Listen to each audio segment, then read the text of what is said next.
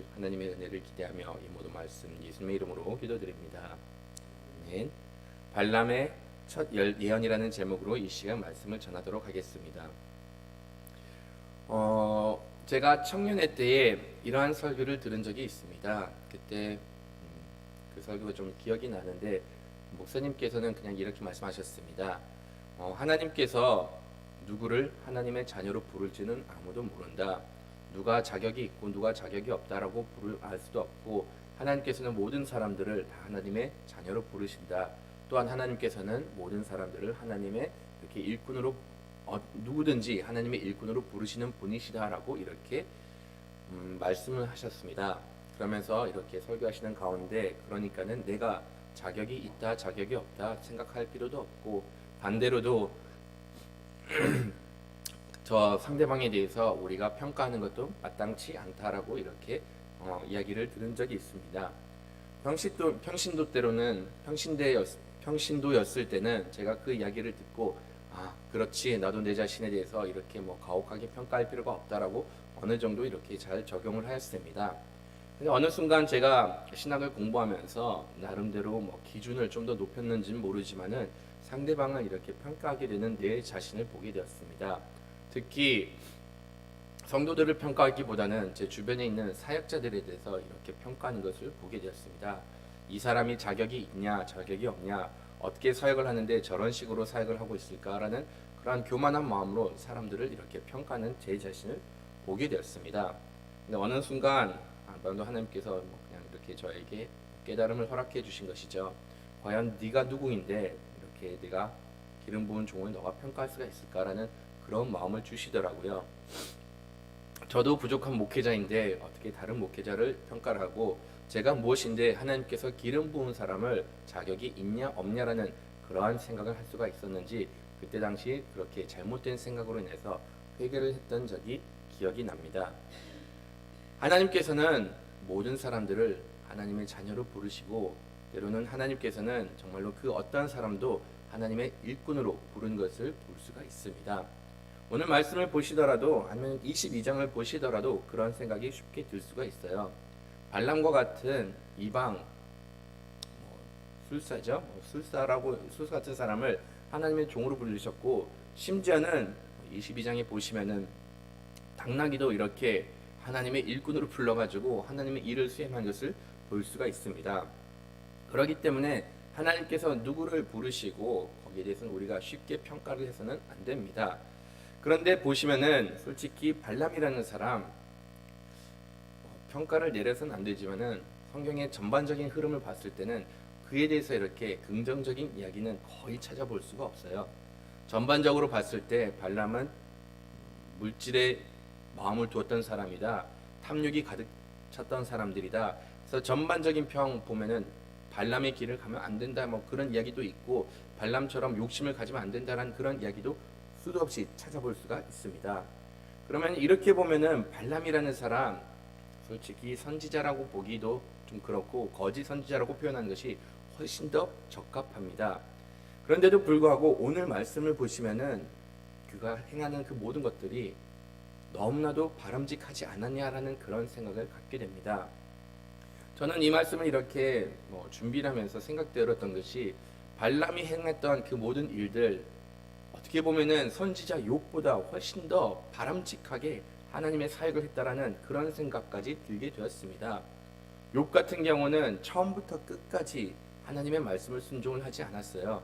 가라는 곳으로 가지도 않았고, 전하여야 되는 복음도 그냥 달랑 하루만 전하고 그냥 끝내버릴 정도로 어떻게 보면은 본인에게 주어진 사명조차도 바람직하게 수행을 하지 않았던 겁니다. 거기에 비해서 발람은 처음에는 이렇게 욕심에 가득 차였지만은, 근데 끝내 하나님의 경고를 받았을 때 그때부터는 하나님의 말씀에 순종하고 하나님께서 명하신 대로 이렇게 따라 행한 것을 볼 수가 있다는 것이죠. 특히 오늘 말씀을 보시면은 하나님께서 발람에게 경고를 하였기 때문에 발락을 찾아갔을 때 하나님께서 말씀하신 대로 이렇게 행하였습니다. 처음 발람이 도착했을 때 발락은 이렇게 말합니다. 왜 내가 너를 불렀을 때 당장 오지 않았느냐? 지금 이 상황이 얼만큼 시급한데 내가 너희를 위해서 특별히 고위 지휘자들도 같이 보내줬고 너에게 특별한 예우까지 다 차려주는데 왜 지금까지 오지 않았느냐? 내가 너를 위해서 충분한 보상을 못 해줄 거라고 이렇게 생각해서 오지 않았느냐라고 이렇게 이야기를 하면서 발람이 이렇게 지체했던 부분에 대해서 약간 원망스러운 말투를 섞어 말을 합니다. 근데 그때 발람이 반응한 것을 보면은 나 결국 왔지 않았느냐? 지금 왔으니까는 이거 온 것만으로도 그냥 감사하게 생각을 해라. 그리고 내가 와가지고는 나에게 하나님께서 전해주는 말을 내가 분명히 전할 것이다 라고 이렇게 이야기를 합니다. 본인이 이제는 발락에게 하나님께서 해주시는 말씀을 자기가 전하겠다라고 이렇게 말을 하고 발람과 발락 이렇게 바알산으로 산당으로 이동을 한 것을 볼 수가 있습니다. 이들이 바알 산당에 올라갔다라고 이렇게 이야기를 하는데 여기서 보면은 왜 바알 산당이었을까라고 하면은 당연하게 그들의 믿는 신을 따라서 그 산당에 가서 이렇게 제사를 드리고 거기서 저주를 퍼붓기 위해서 갔다라고 생각을 할 수도 있습니다. 하지만 보시면은 바알 산당이라고 하는데 높은 곳에서 이렇게 쓰게 되었던 것이었죠. 고대 근동 당시에는 그들이 가지고 있었던 믿음이라고 해야 되나? 그들이 가지고 있었던 가치관을 보시면은 이들은 높은 곳에 가면은 갈수록 그들의 신들과 가까워진다라는 그런 생각을 하였습니다.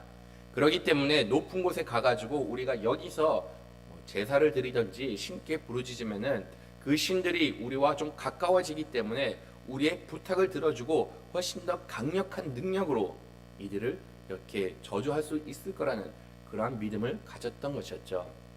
그래서 높은 산에 올라가 가지고 이렇게 발람이 저주를 빌기를 원하였던 겁니다. 높은 곳에 또 올라갔던 것은 아마도 이스라엘 전 진영이 보이기 위해서 그곳에 올라갔을 수 있다라고 볼 수가 있습니다. 이들이 올라갔던 산당 정확히 어디에 위치한 것은 알 수가 없어요. 어떠한 산인 줄은 알 수가 없는데 말씀을 보시면은 7절 말씀을 보시면은 그들이 동쪽에 이렇게 이스라엘 진영의 동쪽에 서 있었다라는 것을 볼 수가 있었기 때문에 이들이 위치한 곳 동쪽 산 어딘가 그 이스라엘 진영을 동쪽에서 서쪽으로 바라보는 방향으로 서 있었다는 것쯤은 알 수가 있습니다.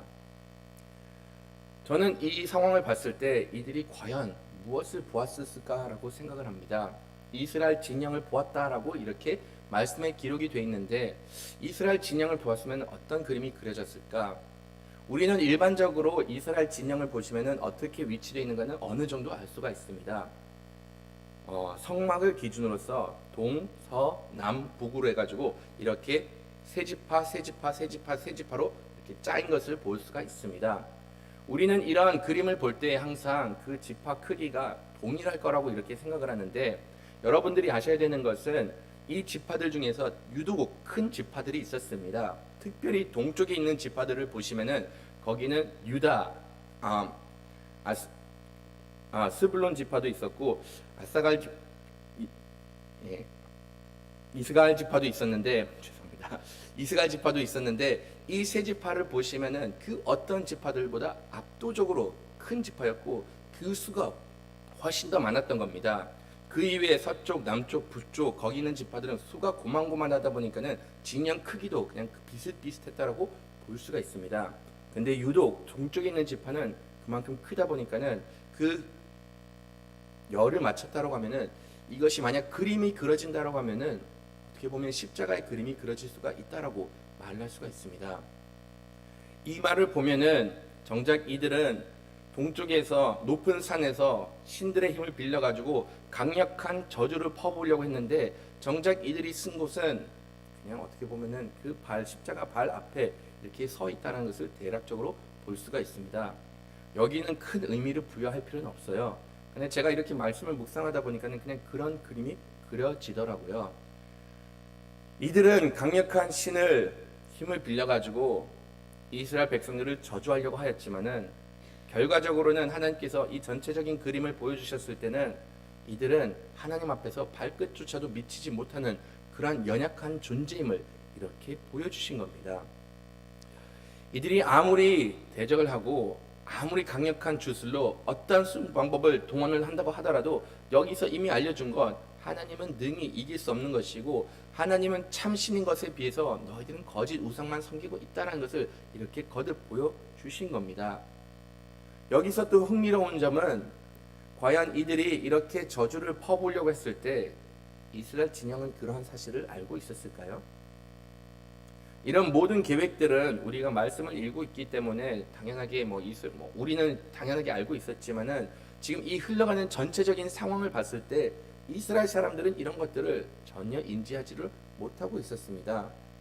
특별히 저주를 퍼붓는다는 것은 이것은 은밀하게 저주를 퍼부어야 되다 보니까는 더더욱이나 알리고 있지를 않았던 것이었죠. 근데 이런 것이 어떻게 보면은 영적 전쟁의 특징이라고 보시면 됩니다.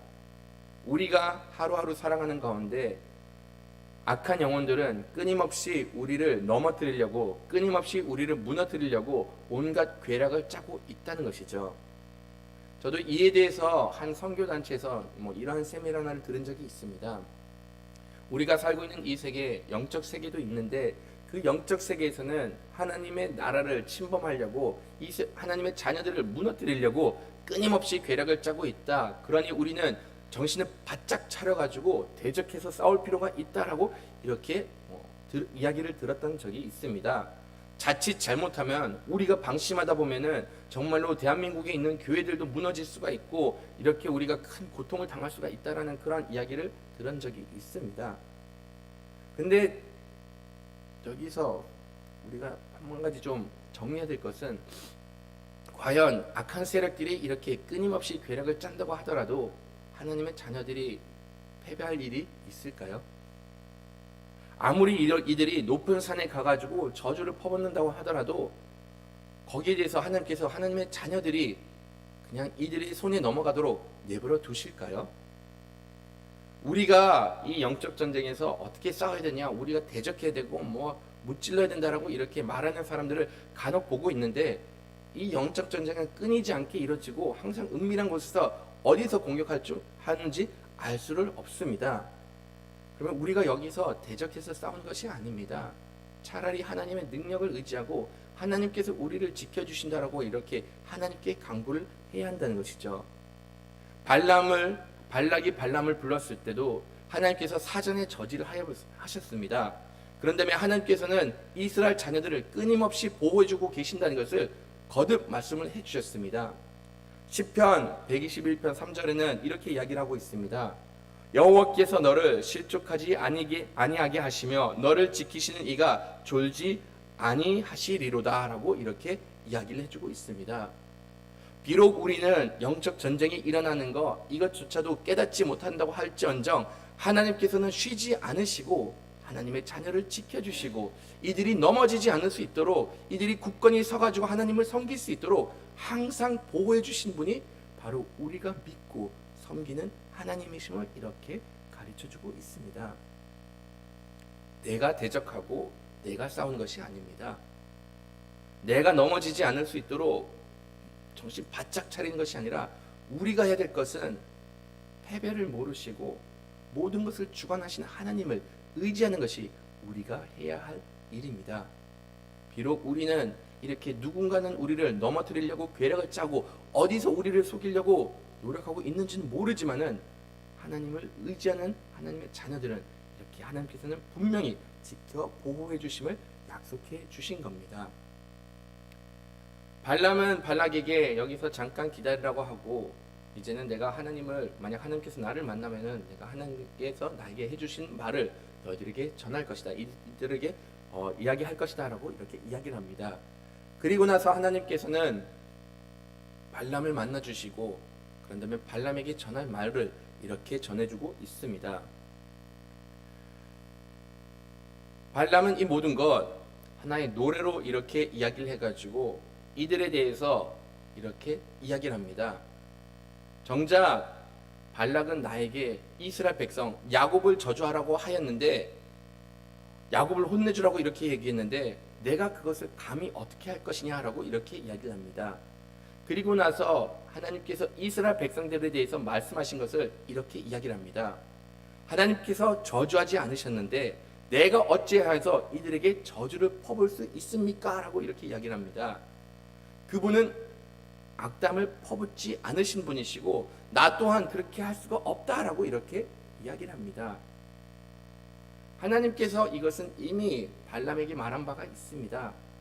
너는 그들에 대해서 저주하지 마라. 이들은 내가 복을 내려준 나의 백성들이니까는 너는 거기에 대해서 저주하지 말라라고 이미 말씀을 하셨고, 발람은 이것을 다시금 이렇게 이야기를 합니다. 우리는 저주의 대상이 아닙니다. 때로는 우리가 살아가다 보면은 어려움을 겪을 때도 있고 왜 내 삶은 이렇게 꼬이냐라고 생각을 할 수가 있지만은, 그럼에도 불구하고 하나님께서는 우리에게 해주신 말씀, 우리는 복된 민족이다라고 이렇게 가르쳐주고 있습니다. 또한 내가 부족해가지고 하나님의 말씀을 순종하지 못하였는데, 또한 내가 믿음이 연약해가지고 넘어질 때가 있었는데도 불구하고 하나님께서는 우리에 대해서 악담을 하실 분이 아니시고, 오히려 하나님께서는 하나님의 자녀들을 격려해 주시고 일으켜 세워주시는 분이심을 이렇게 가르쳐주고 있습니다. 하나님께서도 저주하지 않는 분, 하나님께서도 악담하지 않는 사람들, 우리로서 감히 어떻게 하나님의 자녀들을, 하나님의 일꾼들을 악담을 할 수가 있을까요? 의외로 우리는 이러한 것들에 대해서 너무나도 가볍게 여길 때가 있어요. 같이 신앙생활하다 보면은 저 사람은 장로인데, 저 사람은 권사인데, 저 사람은 집사인데 왜 저것밖에 안 되냐라고 이렇게 얘기를 하면서 악담할 때가 있습니다. 저런 행동 하나하나 왜 저렇게 부족하냐라고 하면서 손가락질 할 때가 있고, 저 목사님 왜 저래라고 이렇게 하면서 험담할 때가 있습니다. 하지만 그럴 때마다 이 말씀을 좀 떠올리길 바랍니다. 하나님께서도 평가하지 않으십니다. 하나님께서도 저주하지 않으시고 하나님께서는 축복해 주시는 분이시니, 내가 어떻게 감히 하나님께서 기름 부음 받은 종을, 하나님께서 택하셨고 구원해 주신 그 하나님의 백성을 저주할 수 있으랴, 험담할 수 있으랴라고 마음에 새기시길 바라겠습니다. 발람은 더 나가서 이렇게 이야기를 하고 있습니다. 이 나라는 홀로스 국가다, 더 이상 다른 국가로 섞이지 않을 것이다 라고 이렇게 이야기를 하면서, 한편으로서는 이 나라가, 이 이스라엘 백성들 앞으로 독립적인 국가를 이렇게 이룰 것이고 그 어떤 나라들부터 점령당하지 않을 것이다 라고 이렇게 적용을 할 수가 있습니다. 하지만 다른 한편으로서 이 나라가 섞이지 않겠다라고 하는 것, 다른 민족들과 동일해지지 않을 것이다. 이 나라는 하나님을 섬기는 나라일 것이고 이제 이 나라는 주변 나라들과 구분될 것이다 라고 이렇게 이야기를 해주고 있습니다. 어떻게 보면 이것이 하나님께서 우리로부터 요구하는 그러한 말씀이라고 받아들이시면 됩니다. 하나님의 자녀들은 세상과 섞일 수가 없습니다. 하나님의 자녀들은 하나님의 나라를 세워가야 되는 것이고, 하나님의 나라답게, 자녀답게 세상과는 구분되어야 함을 이렇게 가르쳐주고 있습니다. 너무나도 많은 경우 우리가 세상 사람들을 기뻐해주기 위해서 세상 사람들이 요구하는 그 요구들을 들어줄 때가 있는데, 어떻게 보면은 하나님께서는 우리가 이 세상에 살아가면서 구분되기를 원하는 것이고, 세상의 기준에 맞춰가고 세상 다른 나라들과 같아지는 것을 원치 않고 있음을 이렇게 분명히 가르쳐주고 있습니다. 아무리 세상 풍습이 이것이 정상이다라고 이렇게 말한다고 할지언정, 하나님의 자녀들은 하나님의 말씀에 따라서 우리가 가야 될 길은 이 하나님의 말씀의 가르침을 가야 된다고 마음에 새겨야 한다는 것이죠. 이것이 바로 하나님께서 이스라엘 백성들로부터 요구하셨던 것이고, 이것이 바로 하나님께서 우리들로부터 요구하시는 삶이라는 것을 보여주고 있습니다. 만약 우리가 이렇게 임할 때 하나님께서는 어떤 은혜를 더해 주실까요? 다 같이 10절 말씀을 좀 한번 읽어보도록 하겠습니다. 야곱의 티끌은 누가 능히 세며 이스라엘의 4분의 1을 누가 능히 셀고, 나는 의인의 죽음을 죽기 원하며 나의 종말이 그와 같기를 바라노라. 아멘. 마지막으로 이 발람이 이렇게 이야기했던 것, 야곱의 티끌을 누가 능히 세며라고 이렇게 이야기를 해주고 있습니다. 여러분들이 혹시 이 이야기 조금 떠올리는 장면이 있나요? 창세기 13장 말씀을 보시면은 이것이 하나님께서 아브라함에게 한 약속이었습니다. 창세기 13장에 보시면은 롯과 아브라함의 양떼가 이렇게 막 뒤섞이면서 이들이 좀 머물 장소가 마땅치 않았습니다. 그래가지고 아브라함이 자기 조카 롯을 이렇게 데려와가지고 높은 곳에 가가지고 너가 가고 싶은 곳에 가라. 나는 그 반대쪽으로 가겠다라고 이렇게 말합니다. 그때 롯은 소돔으로 이렇게 택하고 거기가 마치 자기 양떼를 키우기 편하다 보니까는 그쪽을 택하였고 아브라함은 거기와 달리 반대쪽으로 이렇게 가기를 선택을 하였습니다. 말씀을 보시면 그 소돔이라는 곳 악이 가득 차였던 것이고 하나님의 심판이 임한 곳인데 롯은 그곳을 선택하였고 아브라함은 그냥 하나님의 말씀에 따라서 그 다른 곳으로 이렇게 이동하게 되었던 것이었죠. 이러한 선택을 보았던 하나님께서는 그냥 아브라함에게 약속을 합니다. 너가 가는 그 모든 땅 내가 이것보다 더 많은 것을 너희 자손들에게 줄 것이다 라고 이렇게 이야기를 하고 그 다음에 너희 자손들은 이 티끌보다 더 많은 수를 이룰 것이고 큰 민족을 이룰 것이다 라고 이렇게 약속을 하신 겁니다. 그리고 나서 오늘 말씀을 보시면은 그 약속이 이루어졌고 이방인의 술사로부터 이것이 그의 입으로 나와서 하나의 축복으로 이렇게 전해진 것을 보게 됩니다. 우리가 하나님의 말씀을 위해 서 있고 살아갈 때 하나님을 의지하고 세상과 구별되게 살아갈 때 하나님께서는 우리에게 약속해 주신 그 모든 약속이 이렇게 온전히 이루어지게 됨을 이렇게 보여주신 겁니다. 우리가 왜 하나님의 자녀로 살아야 될까요? 왜 힘들게 하나님의 뜻대로 살아가야 될까요? 때로는 그렇게 사는 것이 그렇게 미련해 보이고 그렇게 살다 보면은 우리가 세상의 적들로부터 잡아먹힐 것 같지만은 우리가 정작 이렇게 살아갈 때만은 하나님께서 우리를 인도해 주신 것을 보게 되고 이렇게 살아가는 것이 정작 축복의 삶이며 하나님의 언약이 이루어지는 그런 삶임을 이렇게 보여주신 겁니다. 마지막으로 발람이 했던 말, 그들을 부러워하면서 차라리 만약 내가 죽으면은 이들처럼 마지막을 맞이할 수가 있기를 바란다라고 이렇게 이야기를 하고 있습니다. 하나님께서 얼만큼 많은 은혜를 부어주실까요? 믿지 않는 사람, 이런 이방인조차도 차라리 이런 복된 민족을처럼 살고 하나님 곁으로 갔으면 좋겠다라고 이렇게 말할 정도로 하나님께서 큰 은혜를 부어주심을 가르쳐주고 있습니다. 우리는 하나님으로부터 선택받은 하나님의 자녀들입니다. 하나님의 복을 받은 하나님의 자녀들이고 하나님의 인도하심 가운데 있는 하나님의 백성들입니다. 여러분들이 이 사실을 매 순간마다 기억하기를 바라시고 하나님께서는 우리와 항상 함께 계시니 내가 두려워할 것이 없다라는 확신으로 하루하루 살아가는 하나님의 백성이 되기를 간절히 바라겠습니다. 다 같이 매일 성경 첫 번째 단락 읽고 마치도록 하겠습니다. 하나님은 어떤 분입니까?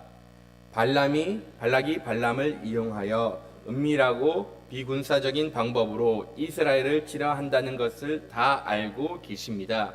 발락이 계획한 대로 발람은 온 이스라엘이 내려다 보이는 바알산당에 다다르지만 하나님은 정반대로 결과를 이끄셔서 그를 은밀하고 비군사적인 방법으로 굴복해 하십니다. 도리어 발락을 이용하셔서